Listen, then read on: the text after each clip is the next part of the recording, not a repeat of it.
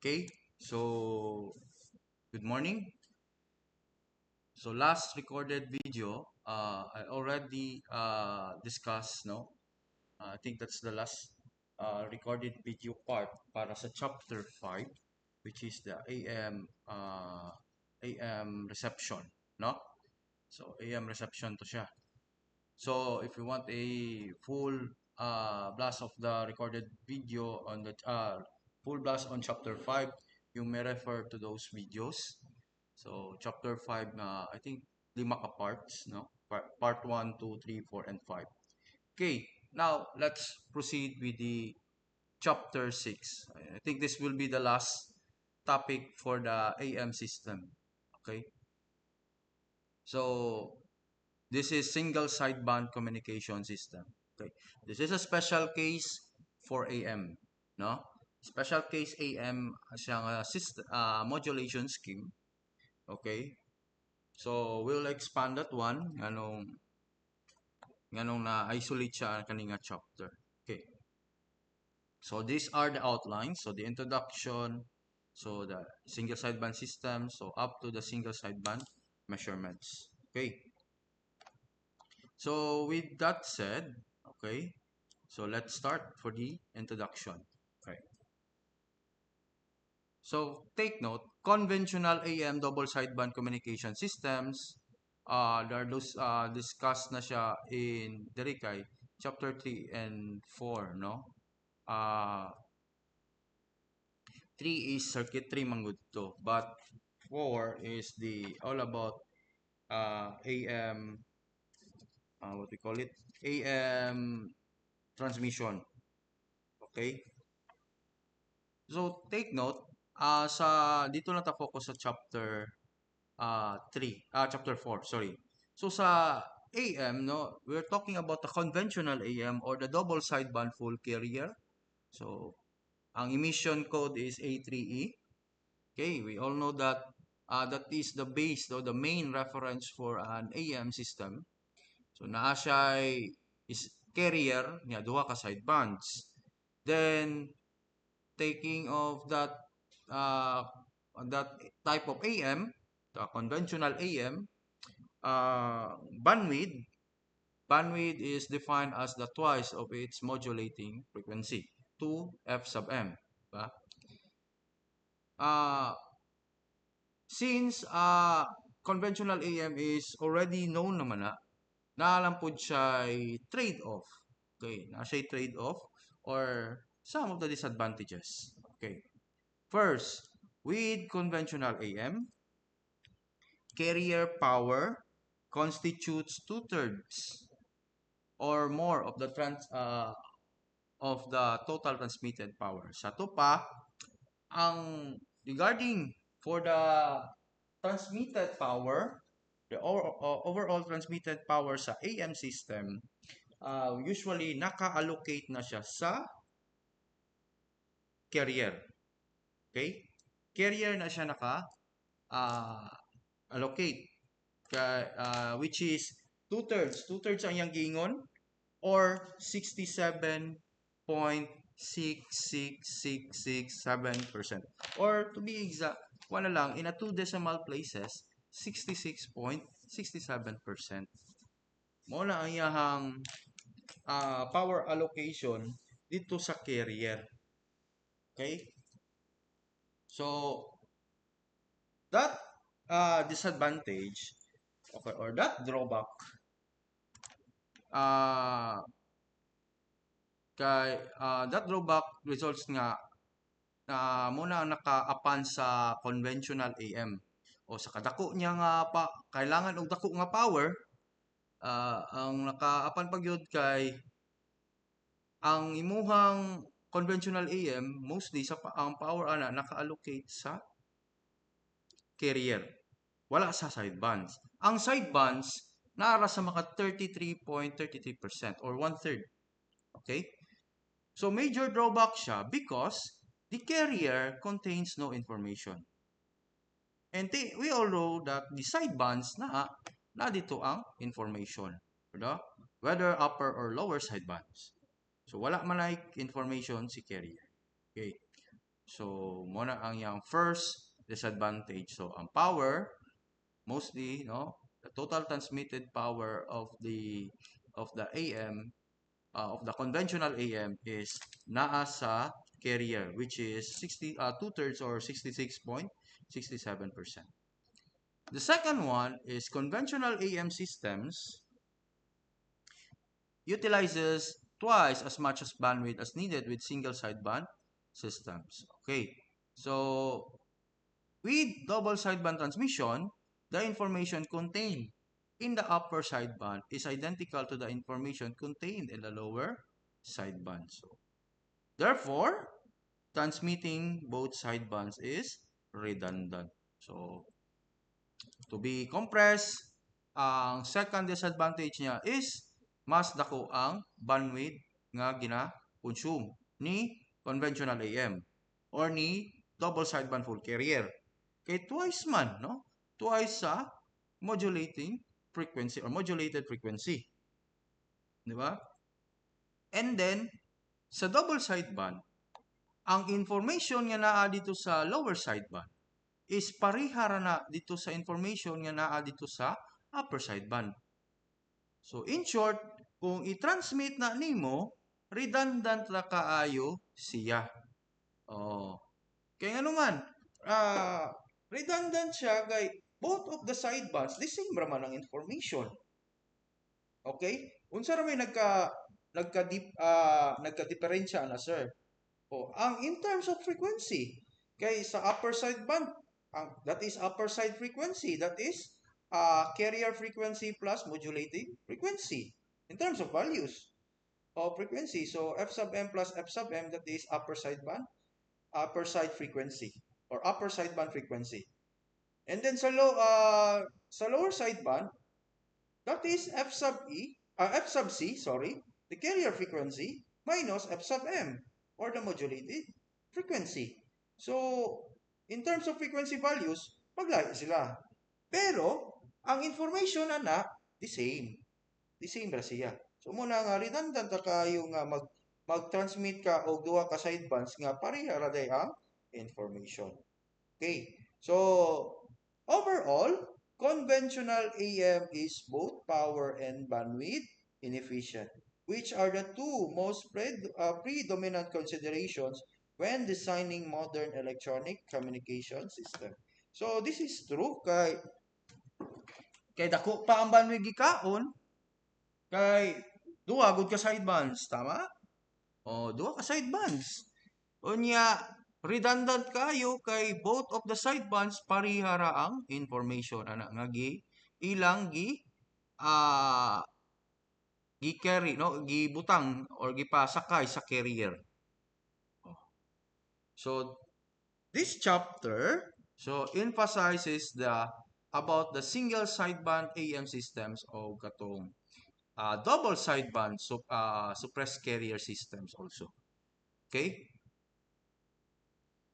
So, ang purpose there is pa kaninga chapter, naka-focus lang yun siya sa single sideband, either suppress or suppress carrier or reduce carrier. Okay? Napoy full carrier nga single sideband.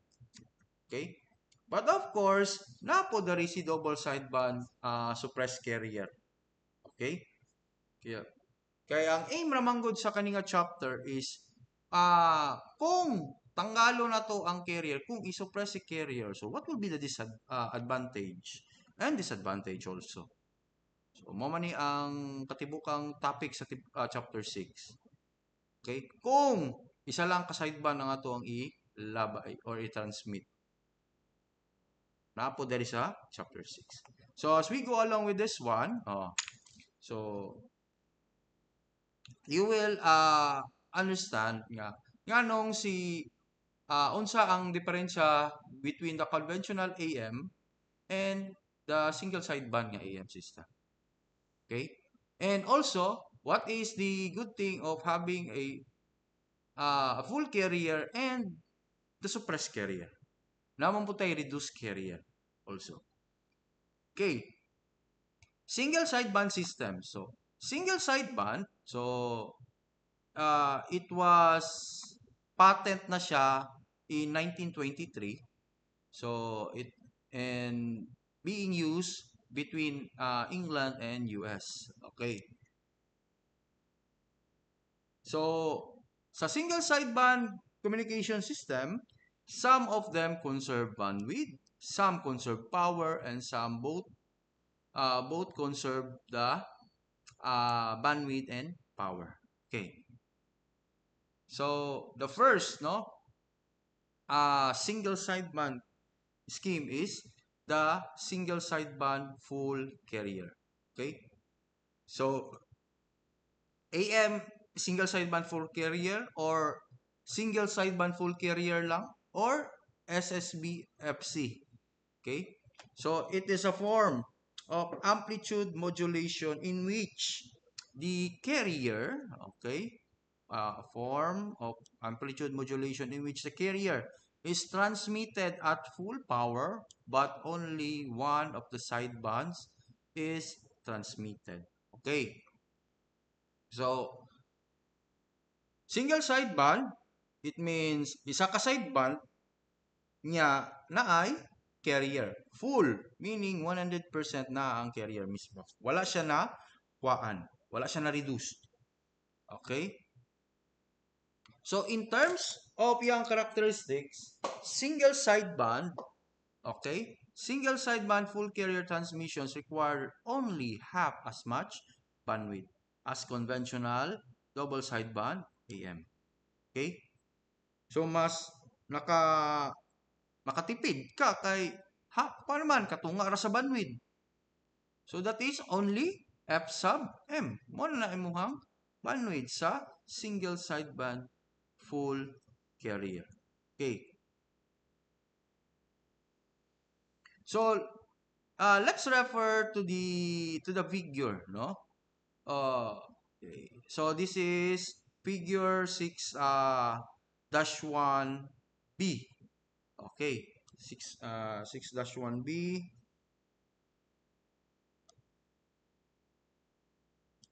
This one. Okay? Let's have a comparison. Okay? So, conventional AM, then, full carrier nga single sideband, later na lang suppress and reduce. Okay? So, let's have a comparison between the two AM modulation scheme. So, I'll make it snip lang nako kaya para dili ko mag-scroll. So, at least kanilang ako ang basihan. Okay. So, snip. This one. Okay, better. Balik to dali. Oy. Dali. Dali na lang yun siya. Okay. So, assume that the modulation percentage is reaches 100%. Okay. Kung 100% modulation siya, ang carrier power, okay, sa single sideband full carrier constitutes 4 pips or 80% of the total transmitted power. So meaning 4 over 5, 4 pips, 4/5 of the power allocation would be at the carrier, and 20% or 1/5 lang ang para sa sideband. Okay. Pag single sideband full carrier, okay, single sideband full carrier, either lower sideband or upper sideband lang ang ipabilin. Sa kaninga figure is si lower sideband ang iyang gitanggal. So si upper sideband ang nabilin. Pwede ra lower sideband. Basta sa ngalan nga single sideband siya. It means one sideband lang ang ma-retain. Either upper or lower. Okay? Next, compare sa conventional AM at 100% modulation, di ba? 2/3 or 66.67% or 67% to be approximately of the total transmitted power is in the carrier, and 1/3, that is 33%, is in the sidebands. Okay. So, unsa may indication na sir kay kung tanawon nimo mas dako man ang power allocation dito sa single sideband for carrier, which is 80%. Nya 20% lang po sa sideband. Sa conventional AM, okay? Sa conventional AM, 67% lang o 2/3 lang ang sa carrier o 33% lang sa sidebands. Okay. So, therefore, okay, the indication that although SSBFC or single sideband full carrier requires less total power, it actually utilizes a smaller percentage of that power for the information carrying portion of the signal. Okay. So, ang pasabot lang ani is sa single sideband full carrier or sa single sideband communication, it doesn't dili kayo need og dako nga power para sa transmission. Mora na indication ana. Compare man gud sa conventional AM, mo nang dagko kay allocation between the carrier sa carrier, which is 66.7% or approximately 67%, og sa upper sa sidebands, that is 33%. Dako yung power because it needs for the high transmission, or another indication is ang receiving point ana mas layo kay ang sa AM manggod magkataas ang distansya, magkadako po ang power ang kailangan. Okay. In single sidebands, so single sideband full carrier, okay, less of the total power lang ang kailangan for the transmission. Okay.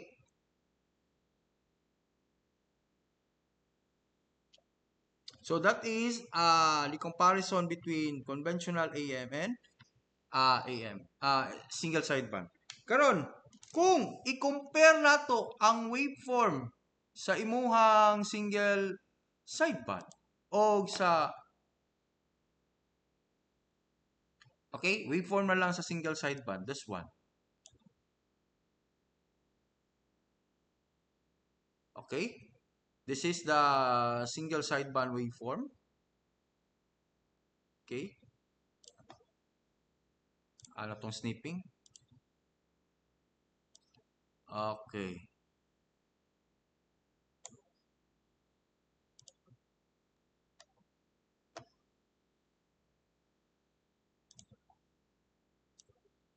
Kani. So in this figure, this is figure 6-2, that the waveform of the single sideband full carrier nga waveform, considering that it reaches the 100% modulation. Always mangyod pag for the discussion of AM, ang reference for the percentage of modulation is 100% or 1. Okay. So the 100%, no, modulated single sideband full carrier envelope looks identical to the 50% nga conventional AM nga envelope. Mora bitaw pareha ra gid sila, di ba? So pareha ra kaayo siya og now kay ang katong sa full carrier kay inani mangyapon sa double sideband. Pero identical gyud kayo siya. Mura man ang sa SSBFC nga waveform. So, the waveform of single sideband full carrier and double sideband full carrier is there are identical, no? Identical ang ilahang envelope. Okay.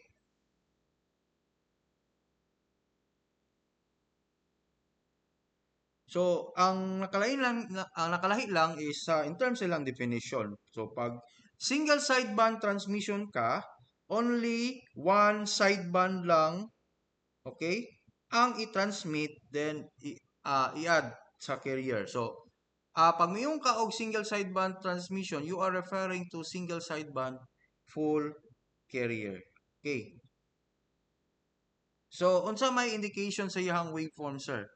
It means that the peak changing or the peak change of the envelope is only half of what it is with double sideband transmission. So half lang ang value. So mo lang kani, 'di ba, kung mutan-aw ka diri sa envelope may tawag gani. Kani sa positive envelope, upper part, 'di ba, gamay kaayo. Okay? So almost half lang sa double sideband nga peak change sa envelope po niya. Okay. So consequently, with single sideband full carrier transmission, the demodulated signals have only half the amplitude. Okay. So let's muna ako ang gigon, no? Half lang sa amplitude sa conventional AM nga demodulation. So ang trade-off lang, nakapan lang ni single sideband, okay. So trade-off is made. So single side, the trade-off is positive siya pero naalang siya ay apan, no? So ang positive niya is less bandwidth siya compare kang conventional AM. Okay, anaw na lang nako. Less bandwidth siya compare kang conventional AM pero ang amplitude value niya or ang envelope niya, ang amplitude sa imuhang information signal kay mas baba. Okay? So mas baba siya.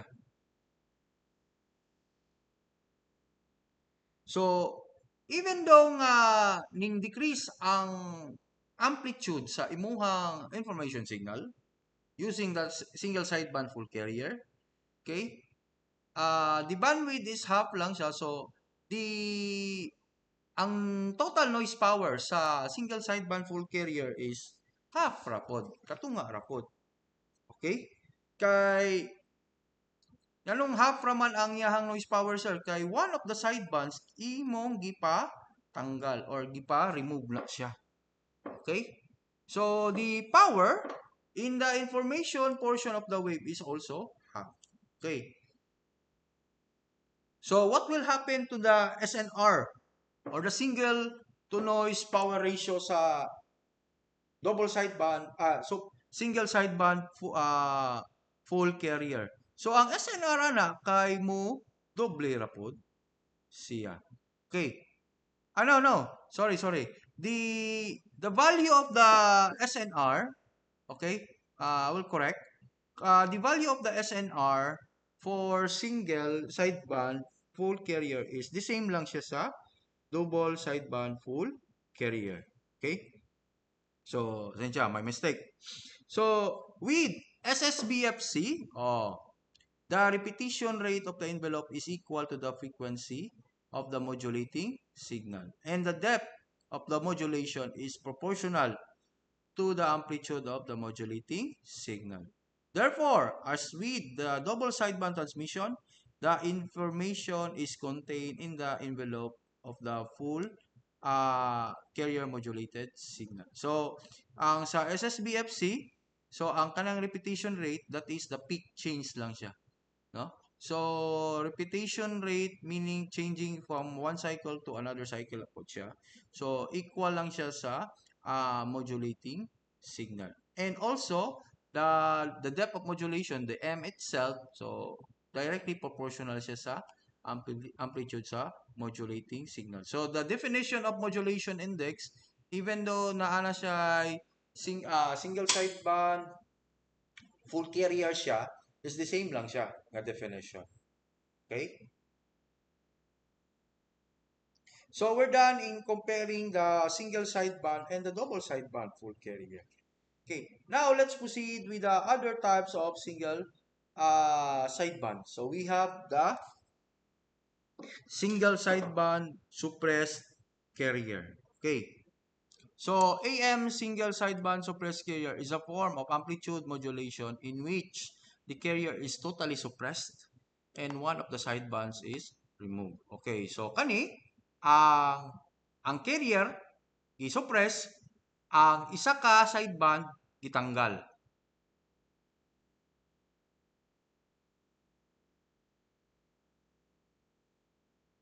So that is the single sideband suppressed carrier. Ang sa sideband sir, pwede ra ba upper or lower, either upper or lower lang ba ang gipatanggal na gipa-remove? Oh yes, either upper sideband or lower sideband ka mag kung asa diha sa ilang duha ang imuhang ipatanggal. Still kay, di ba ana dito nga maski pag ang upper sideband imong i-remove, the information of the upper sideband is the same lang sa lower sideband. Kung sa lower sideband ka magtanggal, tanggalon nimong lower sideband, ang information sa lower sideband pareha ra sa upper sideband. Okay?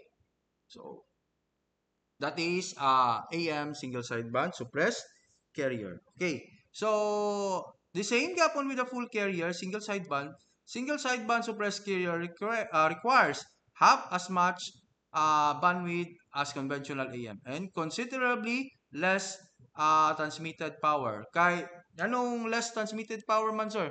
The total transmitted power of the single sideband suppressed carrier is equal to the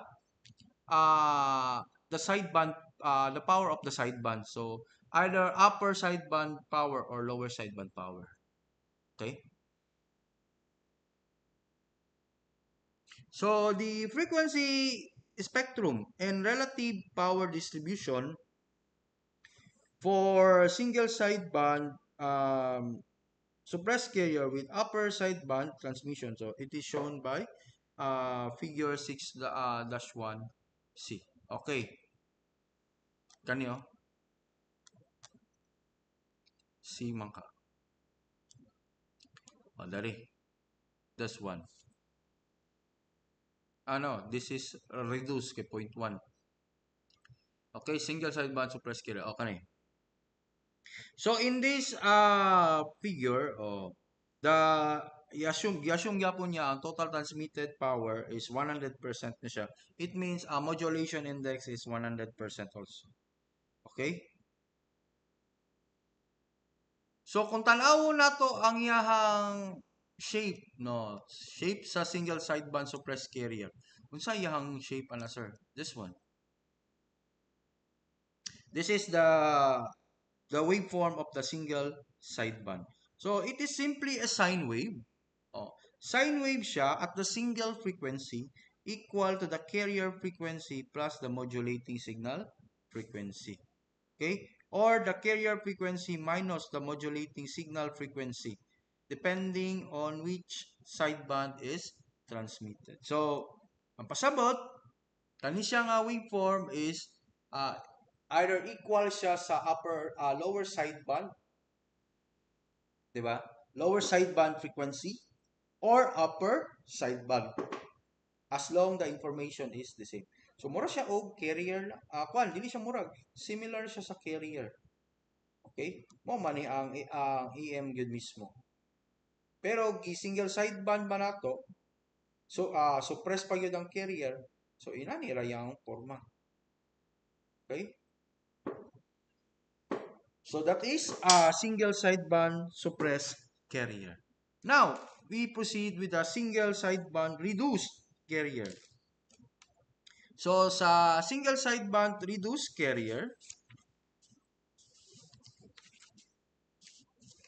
single sideband reduced carrier, it is a form of amplitude modulation in which one sideband is totally removed and the carrier voltage is reduced to approximately 10% of the unmodulated amplitude. So meaning, pila may natanggal sa carrier?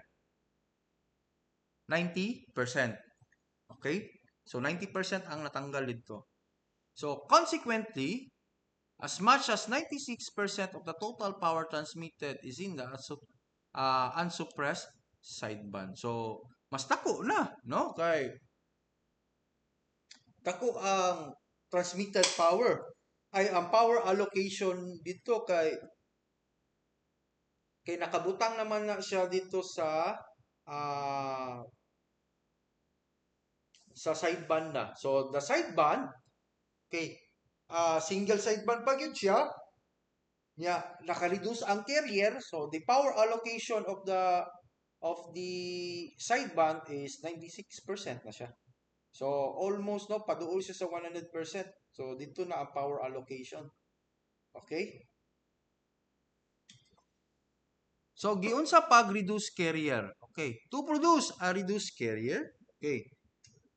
So, reduced carrier component, the carrier is totally suppressed. Suppressed na siya during the modulation, and then reinserted siya at the reduced, and then reinserted siya at the reduced amplitude. Okay? So, gibabaan ang amplitude pag sa modulation stage. Pagkahuman, reinserted siya with the reduced amplitude.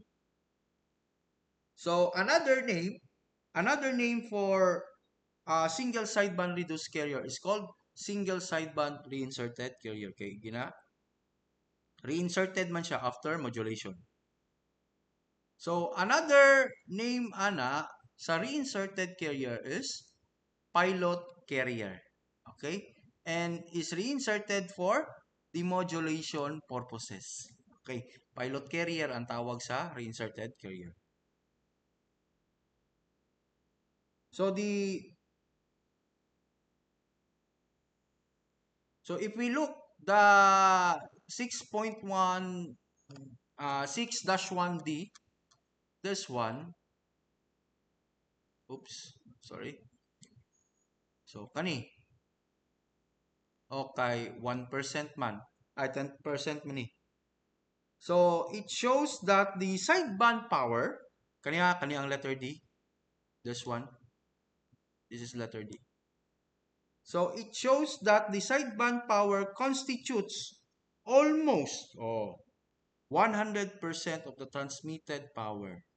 Okay, 96, kung to be exact, 96%. So, paduol gyud siya 100% nga power allocation sa sideband. Okay. So, as with the double sideband full carrier AM, so ang yang repetition rate sa envelope is equal to the frequency of modulating signal. Okay? And then, para ma-demodulate o to demodulate a reduced carrier waveform with a conventional peak detector, the carrier must be separated, amplified, and then reinserted, okay?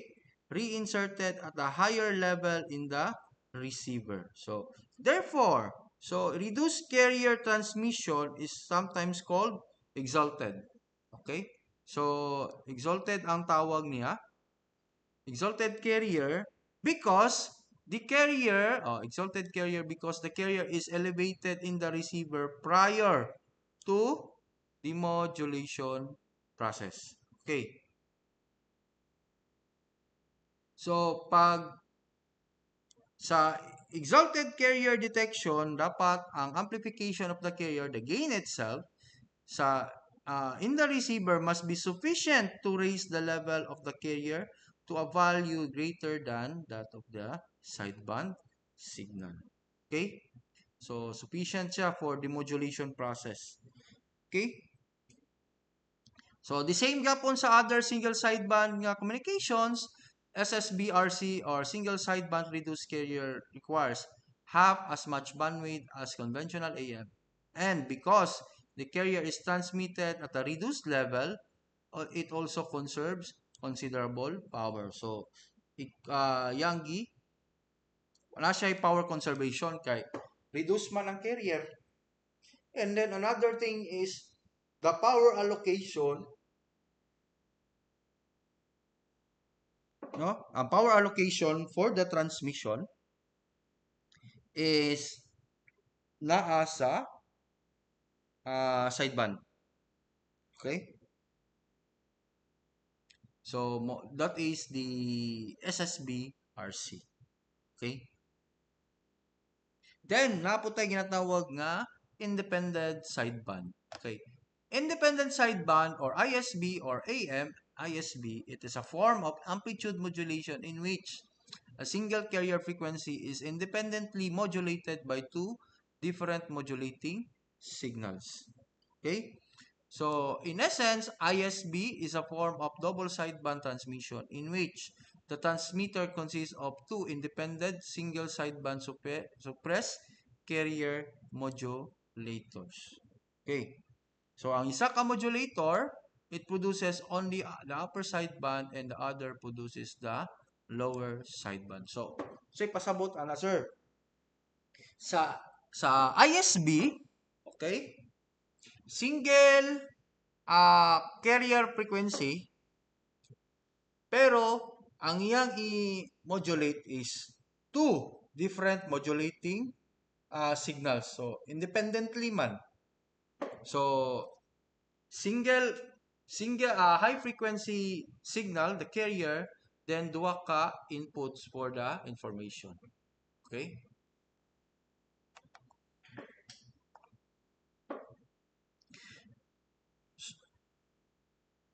So the single sideband output signals from the two modulators are combined to form a double sideband signal in which the two sidebands are totally independent to each other, except that they are symmetrical about the common carrier frequency.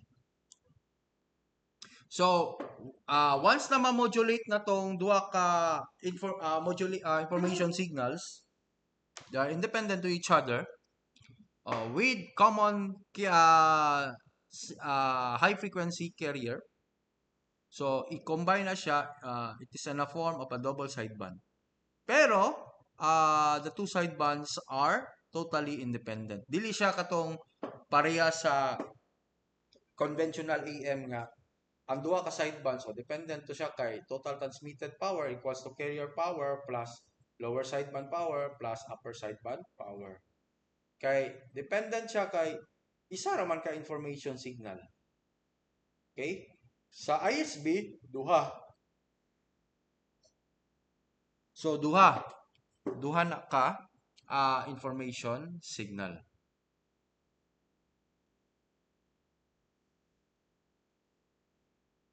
So for the modulation purposes, the carrier is generally reinserted at a reduced carrier. Okay, as with SSB RC transmission. So sa demodulation, so reinserted ang carrier, so meaning reduce na siya. Reduce ang carrier level. So it is similar to SSB RC. So in short, for the modulation process, so once na ma-modulate ang duha ka independent modulating signals, so it is combined, that is similar to double sideband. Pero pag demodulation process, so demodulation is ang carrier reinserted siya, meaning reduce ang amplitude. So similar siya sa single sideband reduced carrier. Okay. So the figure 6-1E, this is the example of that is independent sideband. So tanawon nimo sa power spectrum niya, gabi amplitude versus frequency lagi power spectrum. Ang imuhang sidebands nimo, they are independent to each other. So muna naka channel A then channel B. Okay? So that is ISB. Okay. So ISB, so advantage, it conserves both transmit power and bandwidth, as two information sources are transmitted within the same frequency spectrum. So as would be required by a single source using a conventional double sideband transmission. Okay. So, kanisya, this the ISB, it is one of the techniques used in the US. So, for stereo AM transmission. So, sa stereo, uh, ang isa ka channel, i-transmit sa lower sideband, then the other channel is sa upper sideband. But, those channels have common carrier frequency na. Okay? So, that is all about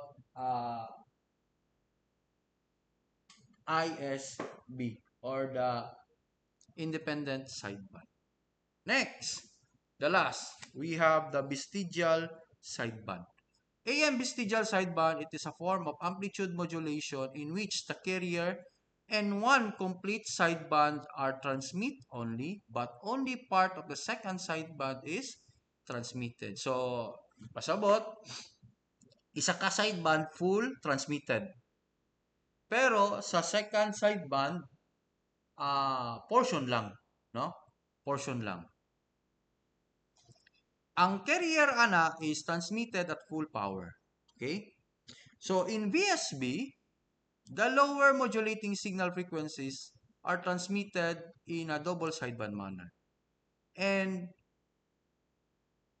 the higher modulating signal frequencies are transmitted single sideband. Okay. So naka-fix na siya. So sa lower modulating signal or sa lower sideband na, so they are transmitted in a double sideband. And then ang sa upper sideband, no, that is higher modulating signal frequencies. Okay? So the higher modulating signal frequencies, no, sa upper sideband, ang mode of transmission niya is similar to single sideband. Single sideband siya. Okay? So consequently, the lower frequencies can appreciate the benefit of 100% modulation. Okay? Whereas at the higher frequencies cannot achieve more than the effect of 50% modulation. So for lower frequencies, so it will transmitted so in a 100% modulation, percentage of modulation. Pero sa higher frequencies, so wala siya, nasa more than 50% lang. Kay only part of the second sideband is transmitted man. So portion lang. Okay?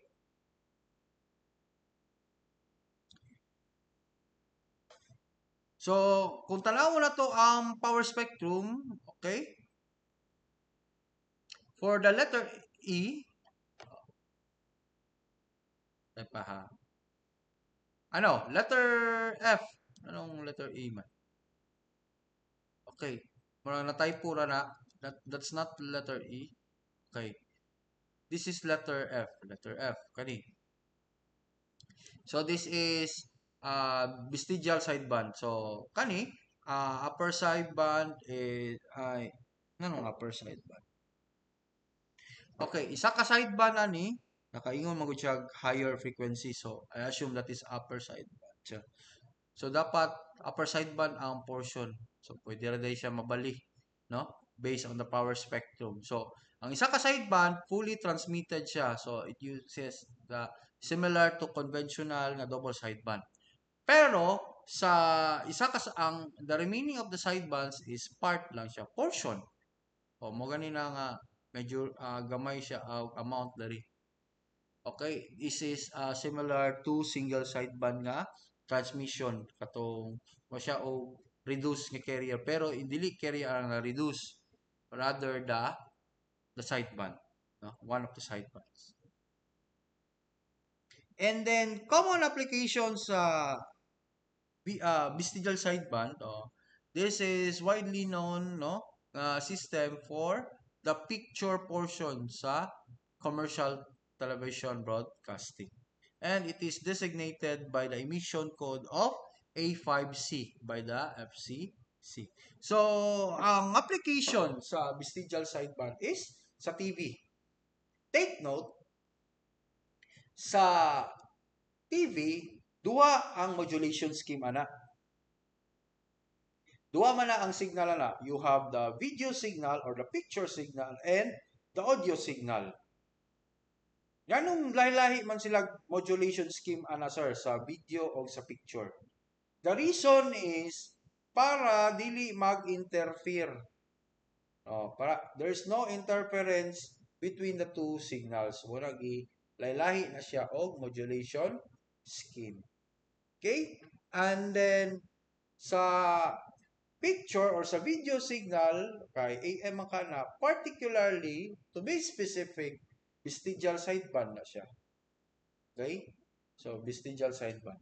Sir, pila ang bandwidth sa commercial TV, sir?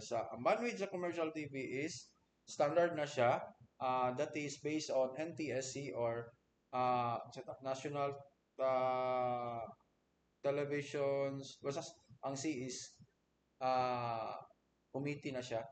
So, according to NTSC, the standard for commercial TV is, for the bandwidth is 6 megahertz. 6 megahertz na siya. Okay?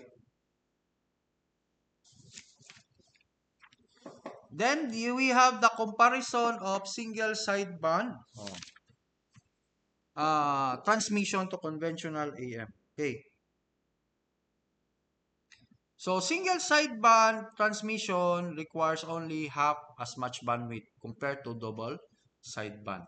And then, para sa suppress o reduced carrier nga transmission, less power lang, no? Less total transmitted power lang ang kailangan compare kang full carrier. Okay? So, the total power transmitted necessary to produce a given SNR, so signal to noise ratio at the output of a receiver, is a convenient and useful means of comparing the power requirement and relative performance of a single sideband to conventional AM systems. Take note, the signal to noise ratio or the signal to noise power ratio determines the degree of intelligibility of a received signal. So kung comparing for the single sideband and the double sideband, okay, or the conventional AM, aside nga sa single sideband nga half lang, katunga lang sa bandwidth ang kailangan niya, and then less total transmitted power, the signal to noise ratio sa imuhang single sideband mas mo improve siya kay improving ang iyang SNR. Okay? Compare sa double sideband. Okay?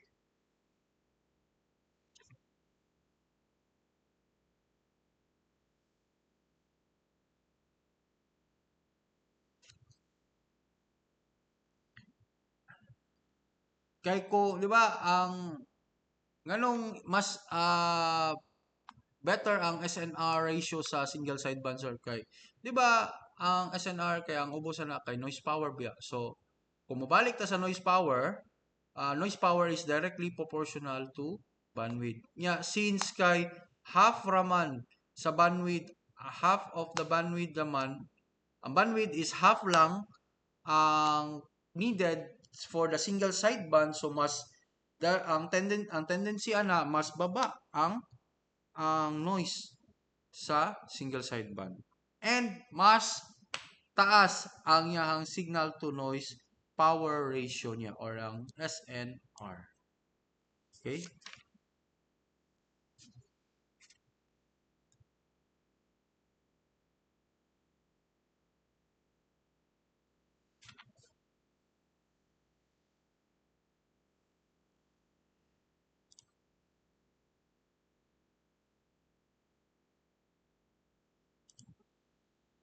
Okay? So, I will recheck na ako akong notes. So, bahin sa signal to noise ratio sa single sideband. Okay? Even though the noise of the single sideband is mas baba siya, ang signal to noise ratio sa single sideband is equal. Pareha lang yapon siya sa conventional nga AM. Okay? So I will correct that one. Okay? So balik ko, half of the bandwidth that is for the single sideband. So even though that is improving, no, improving ang iyang noise, but the signal to noise ratio is the same lang sa conventional AM. Okay, so naman na siya na-figure dari that proves nga pareha ra gyud og SNR. Okay, now let's have the comparison with the graphs of your single sideband and the conventional AM. This is the modulating signal. This is the double sideband full carrier, di ba? O man yun eh. Pero pag suppress carrier na, inani na. Okay? So mura siyang naka clip. Actually, ang kaninga portion dari sa tunga, if I'm not mistaken, na characteristic si double sideband. Ang yahang AM waveform ana is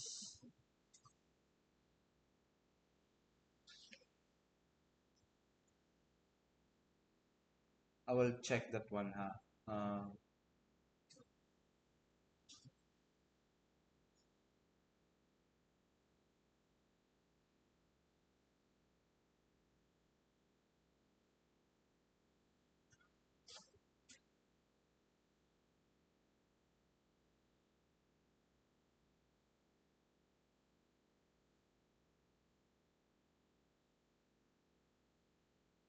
Okay. So sa double sideband suppressed carrier, okay?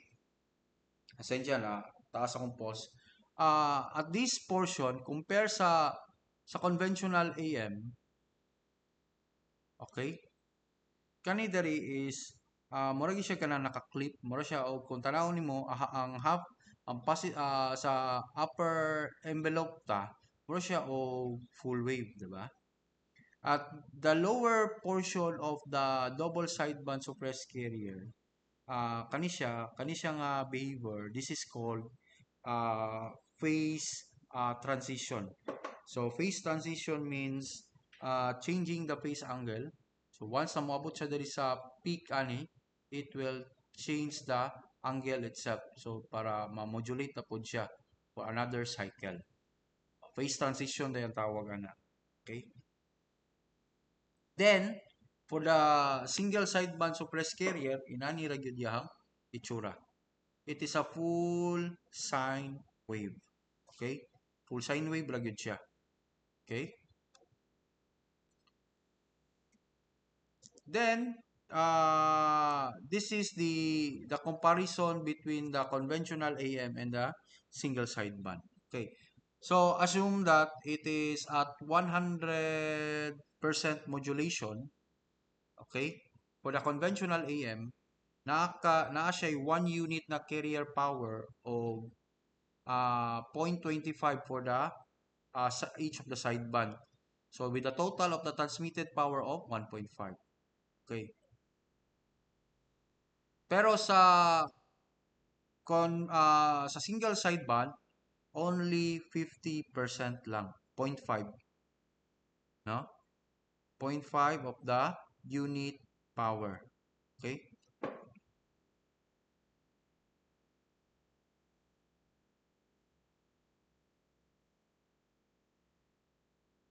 Okay, so kanang PEP diha, that is called peak envelope power. Okay.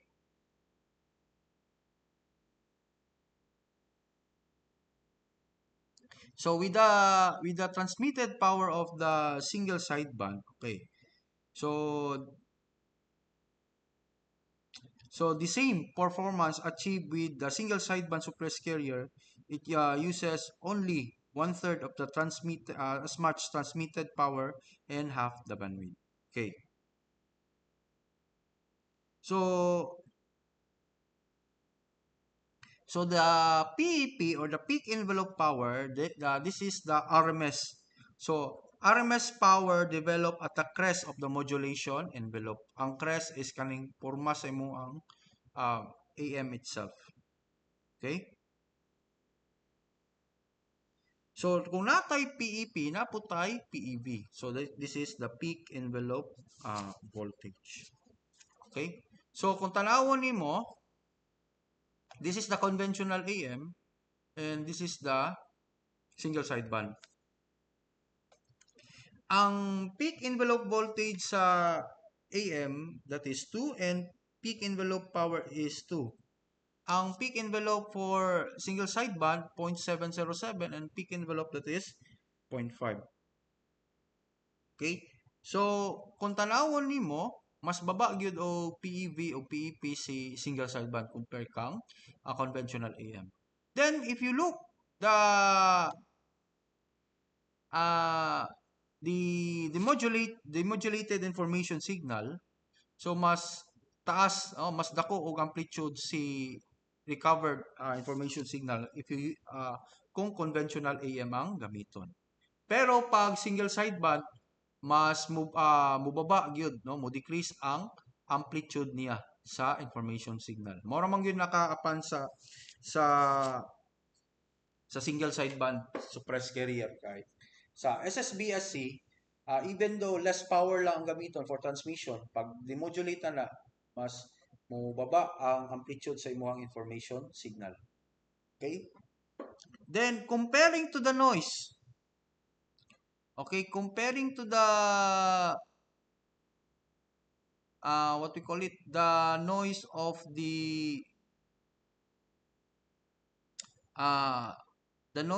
the AM and conventional AM o single sideband, mas baba o noise voltage per kilohertz sa of bandwidth si single sideband suppressed carrier.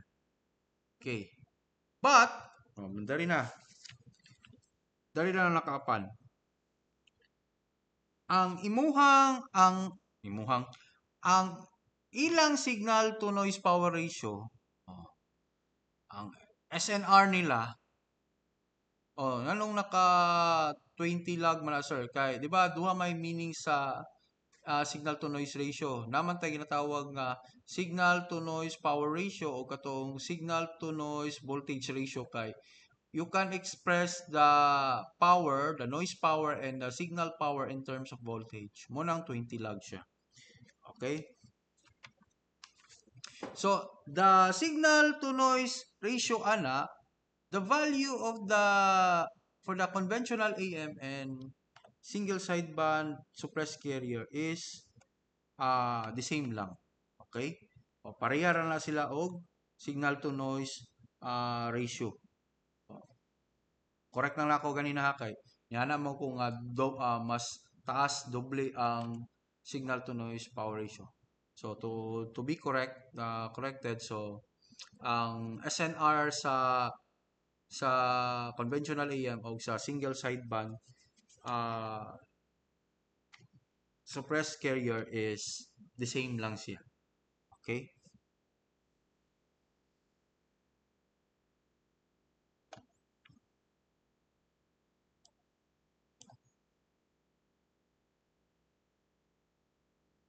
Now, umana man ta sa discussion about the concept of the single sideband comparison with the conventional AM and other types of single sideband nga AM schemes. So let's have the advantages, okay, and disadvantages. First advantage sa single sideband transmission is power conservation. It means with single sideband transmission, only one sideband is transmitted. Then ang carrier pwede siya masuppress or reduce na siya. So, kung single sideband ka, so it means less of the total, gamay ra gid nga power ang kailangan for transmission. Okay? Kay sa conventional AM, 'di ba? At least 2/3 man, no? sa conventional AM. Okay? Pero ang sa lagi, sa two-thirds sa conventional AM, which is at the carrier, ang maximum power po niya is one-third siya. One-third sa that is the total sideband, or kung i-divide 2 na siya, that is 1/6. So 1/6. So 1/6 sa power allocation sa lower sideband, 1/6 sa pod sa upper sideband. Okay?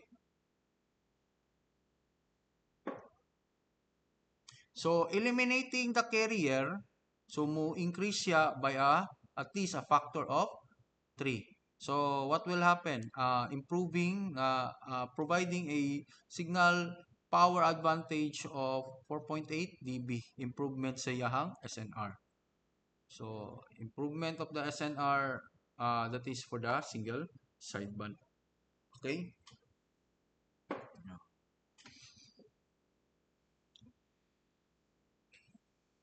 So to be short, atong i-summarize, so power conservation means less power lang yun ang ginagamit for single sideband. Whether uh, carrier is suppressed or reduced. Bandwidth conservation. So single sideband transmission requires half as much as bandwidth compared kang conventional AM. Okay? So, advantage siya because number one, sa frequency spectrum, overcrowded siya. Overcrowded naman ang radio frequency spectrum. That's why uh, lesser the bandwidth, the better. Okay. So, eliminating the one sideband actually reduces the bandwidth by more than a factor of 2 because most of the modulating signals, excluding audio signals, rarely extend all the way down to 0 Hz. Munang ding reduce na siya, okay, sa modulating signal, appeal yun ang audio, meaning the hearing, okay, so it will rarely extend up to 0 Hz. Good, diba?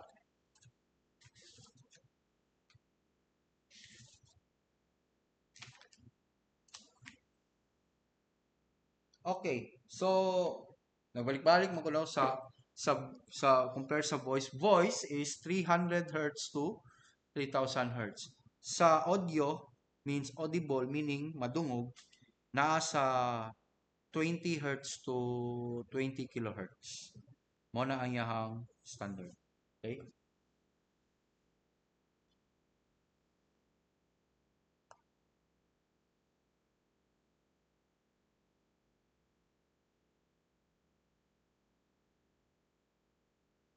And then since half raman sa bandwidth ang needed, so ang bandwidth improvement pod sa imuhang hindi daw, not bandwidth improvement. Ang improvement po sa imuha, ang SNR improvement po na uh, is 50% lang po, no? Ako na lang basahon. General approximation is 50% reduction in bandwidth for single sideband compared to double sideband, which equates to an improvement in the SNR ratio of 3 dB. Okay? So 50% man. So reduction yun siya o 3 decibel. Okay? Sir, ganina sir kaniyong kang ang SNR sa single sideband suppressed carrier o sa conventional AM pareha. Kung i-achieve nimo ang katong na pareha siya, uh, bas kung gipareha siya, it assumes nga ang yahang modulation index would be 1 na siya or 100%. But in actual, you cannot achieve mong yun 100%. This is for the theoretical nga ang SNR performance for single sideband suppressed carrier is pareha siya sa conventional AM. Okay? Well, in fact, pwede lang yun, dili ka ka-achieve na in actual yun. Okay? It is lesser than 100% ra gyud siya. Okay? So kung 50% of reduction of bandwidth, mo na nga signal to noise power ratio is 3 dB. 10 log of 2 man kay uh, that is atong i-calculate. Okay? Atong i-calculate kung pila ang 10 log 2.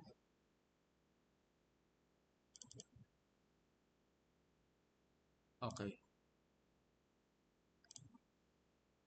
So 10 log of 2 muna 3.01 03 decibel to be exact. Okay? Kay noise power kay half lang man kay half ra man pud ang bandwidth. Okay? So combining the bandwidth improvement, tama na ay ang bandwidth improvement pud sa single sideband mas better ra pud siya, no? So that is 4.8, no? 4.8 decibel. Okay? So kung i-combine mo ang bandwidth overall improvement sa imuhang SSB, mas taas siya compare kang conventional AM. That is 7.8 decibel. Okay? One man ta, we're talking about the number one, the SNR, and number two, uh, the bandwidth improvement. And then we have the selective fading. Okay. Pag sa double sideband transmission ka, two sidebands and carrier may propagate through the transmission media by different paths and therefore experience different transmission impairments. So this is called selective fading. Okay? So ang isa mo transmit siya in the particular direction ang isa kay mulahi, no, different paths man ka. So ang pasabot sa different paths sa communication system is pwede siya straight line, so direct transmission ang tawag. Pwede po reflected, so ning reflect na siya, ning bounce back, reflect either in a ground or in a sky. Okay, so that is called selective fading. So one of the type of the selective fading that is called sideband fading. Okay, so pag sideband fading ka, ang isa ka sideband mo attenuate. Okay, so pag mo attenuate, it results to a reduced signal amplitude. Okay, at the output of the receiver, the modulator. Okay, and it results to a 3 decibel reduced SNR. Okay, it causes some distortion but not entirely detrimental, okay, to the signal because two sidebands contain the same information. Okay, so distorted siya, no? Distorted. So kuan siya distortion, no? Lagi distorted siya. And then mao ra man gyud ang problema pod sa pag double sideband ka. Kay mo ang isa ka sideband mulahi siya o travel, no? Travel siya either mo ground reflected siya or skywave siya mo banda siya. Ang isa pwede ra siya straight. Technically speaking manggod, pag pag escape na sa antenna manggod ang imuhang AM that is considered as electromagnetic wave. So ang transmission path it could be a straight line, it could be a reflected, it could be traveled through ground, that is ground wave propagation, or it could be traveled through a sky, that is uh, skywave propagation.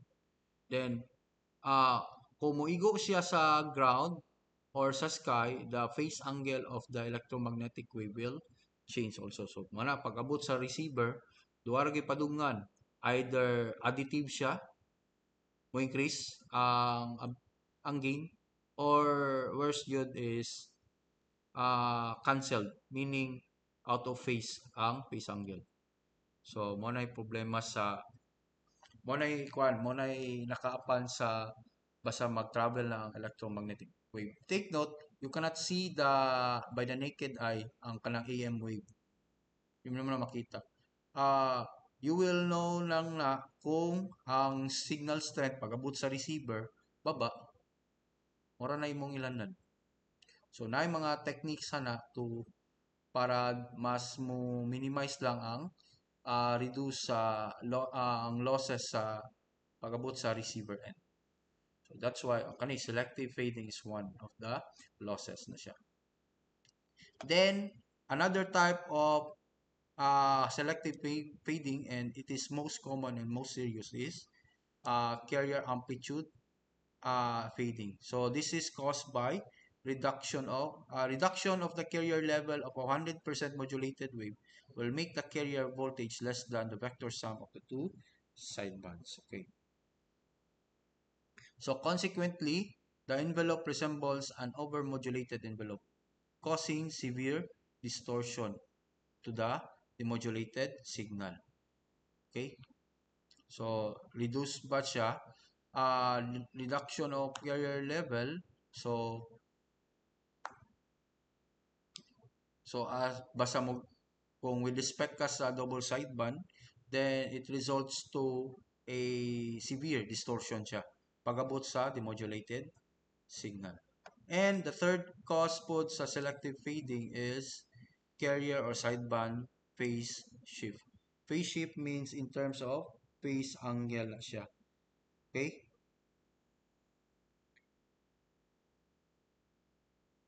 So, that is the problem for the conventional AM. Pero pag single sideband ka, o single sideband, or either reduce or totally suppress, or carrier shift and carrier feeding cannot occur, and sideband fading changes only the amplitude and the frequency response of the demodulated signal. Okay? So, walay carrier shift, phase shift fading nga may tabo. Oh. And then, ang sideband fading lang kay changes lang siya at the amplitude, no, and frequency response. These changes, okay, ano siya? These changes do not generally produce enough distortion to cause loss intelligibility of the received signal. So meaning, even though naagyapon si sideband fading, but dili siya maka-produce og distortion jud.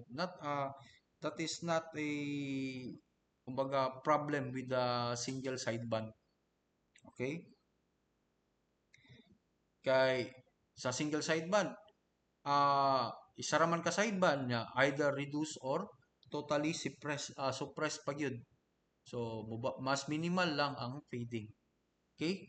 So, with single sideband transmission, it is not necessary to maintain a specific amplitude or phase relationship between the carrier and the signal. So, this is the good thing of the single sideband.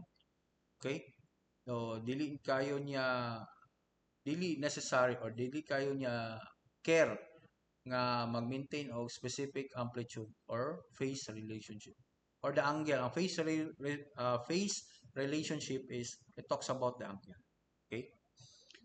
Then you have here the noise reduction. Okay, so because a single sideband utilizes half as much as bandwidth as conventional AM, thermal noise power is reduced to half that of the double sideband system. Okay, so taking into consideration both the bandwidth reduction and immunity to selective fading, SSB systems enjoy approximately a 12 dB SN signal to noise power ratio advantage over conventional AM. Okay, so in short, since bandwidth is reduced by half man sa single sideband, so ang thermal noise power half rapod. So mas gamay. Mas gamay, mas better po siya og SNR. So, disadvantages of single sideband transmission. So, first, the most common is duha ra gyud siya. Ang problema lang sa single sideband is number one, complex siyang receiver.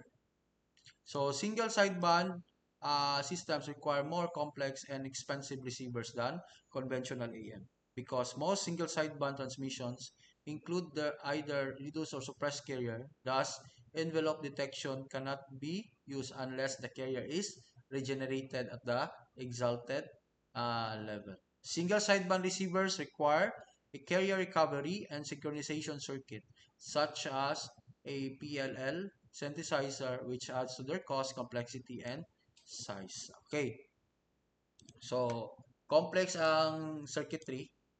Kay number one, ah yeah, naman siya reduce naman tawagan ni namay kwan katong reinserted nga stage ba katong reinserted carrier or the pilot carrier. Okay, so ako lang sa basahon ng tuning difficulties para ma-summarize na ang disadvantages ani. Tuning difficulties: single sideband receivers require more complex and precise than tuning than conventional AM receivers. This is undesirable for average user. This advantage can be overcome using more accurate, complex, and expensive tuning circuits. To be summarized, the disadvantage of single sideband. Ang problema sa single sideband is kung ma-reduce nimo ang carrier or ma-suppress nimo, still pag-abot sa receiver, ang una niyang pangitahon is ang carrier. Mao na pinaka-laktod nga pagkasulti sa kanang disadvantages sa duha. Carrier man gyud ang unahon og pangita, not the information. Kung mobalik ta sa conventional AM, di ba sa super heterodyne, di ba RF antenna, from the antenna, receives antenna, then amplify using RF amplifier or the RF section, then mag-mixer. Then it changes to IF. So take note, ang una gyud niyang pangitawon yun is not the information, signal nga frequency, but rather the carrier itself. Carrier gyud ang una niyang pangitawon. Mamaya dapat magtulong yun muna sa tuning. Munang pag single sideband, so problema gyud kayo nga pag i-tune mo siya. Isod siya dakpon o pasaymuhang radio or any receiving devices. So when you tune that one, so maglisod pa ka kay na instances nga makuha nimo gamay pero lagi kanang karat. So tuning difficulties is one of the problems of single sideband. Kahit tungod always nga carrier man gyud ang unahog pangita basta sa receiver. Okay? So mao po nay role po ni na nganong si carrier no pag i-modulate. Okay? So second also mas complex ang circuitry. Okay? Mo gani na kailangan og accurate, complex og expensive na tuning circuit. So with that said, sa may tabo, complex ang imuhang receiver. Mao na siya. Single sideband receivers require a carrier recovery and synchronization circuit. Carrier recovery meaning kailangan gyapon nimo si carrier para ma-demodulate si information. So that's the problem of single sideband transmission. So to be exact, the advantage of single sideband to be summarized: less ang power na kailangan for the transmission, baba ang iyang bandwidth, and baba ang noise. Problem lang of single sideband, sa complex ang receiver na lisod siya i-tuning. Complex ang receiver because kailangan gyapon nimo si carrier para ma-demodulate siya. Mo lang kailangan og carrier recovery circuit sa receiver pag single sideband. Okay? So that is all about single sideband. So disadvantage and advantages. So on the next recorded video, I will discuss the mathematical analysis and other topics sa single sideband. So we have the single sideband generation katong balance modulator and other circuitries. Okay? So diha lang sa ta for the meantime. So dari ang last. So time check, it's 8:15 a.m. So taas. So that's the end of the recorded video. So that would be all. Analysis, ang analysis sa AM akwarang tibuok discuss. For the meantime, understand the concept, the all about AM. Okay? So have a good day sa inyo ha and mayong buntag.